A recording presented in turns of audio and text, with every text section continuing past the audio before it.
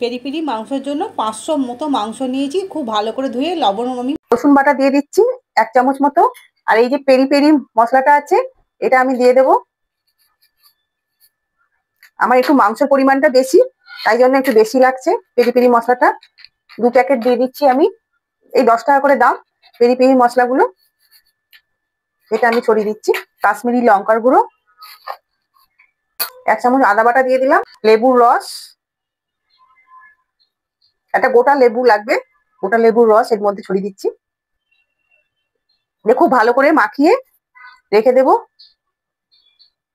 10 minute রাখলেই হবে। 10 minute রেখে তারপর এর মধ্যে আমি আবার অন্য জিনিস মেশাবো। খুব ভালো করে মাখিয়ে নিচ্ছি। বেসনটাকে আমি হালকা করে ভেজে নেব, খুব হালকা করে ভাজতে হবে, না তো পুড়ে যাবে। বেসনটা আমি এর মধ্যে দিয়ে দিলাম। দইটা আমি জল ঝরিয়ে নিয়েছি, এবার দইটা আমি এর মধ্যে দিয়ে দেবো, টক দই।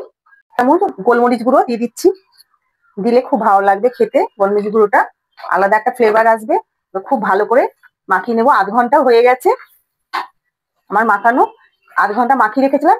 এবার আমি এগুলো স্টিকের মধ্যে ভরে নেব। কাঠিতে আমি ঠিক এরকম করে ভরে নেব।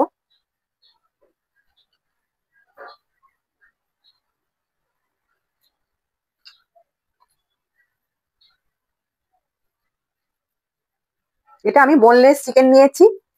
বোনলেস চিকেনে করলে বেশি ভালো হয় খেতে। এই যে এরকম ভাবে কাঠির মধ্যে আমি ভরে নেব। দিয়ে দিয়েছি, তেল আমার গরম হয়ে গেছে কড়াইয়ে। এই যে আমি এগুলো এবার তেলের মধ্যে ছেড়ে দেব।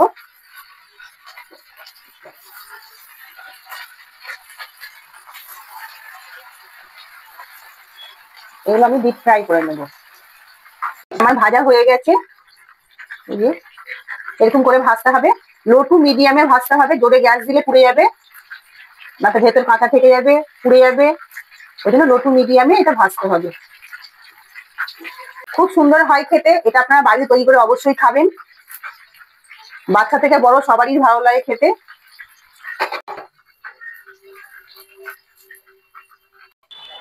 খুব গরম, ধরতে পারছি না। এই দেখুন একদম নরম হয়ে গেছে, নরম।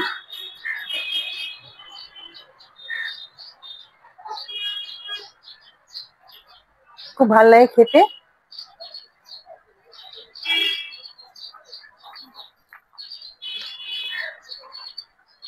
দারুণ লাগছে খেতে। আপনারা বাড়িতে অবশ্যই তৈরি করে খাবেন, আমাকে কমেন্ট করে জানাবেন। আমার চ্যানেলটি যদি আপনার পছন্দ হয়ে থাকে লাইক, সাবস্ক্রাইব, শেয়ার করে দিবেন। সাবস্ক্রাইবটাও অবশ্যই করে দিবেন। সাবস্ক্রাইব করে পাশে যে বেলটা থাকে সেটা টিপে দিলেই নিত্য নতুন রেসিপি আপনাদের কাছে পৌঁছে যাবে। এই রান্নাটা করে খেয়ে আমাকে অবশ্যই কমেন্ট করে জানাবেন। খুব সুন্দর হয় খেতে। আমার কথা শুনে আপনারা একবার তৈরি করে খেয়ে দেখুন, এবার বুঝতে পারবেন।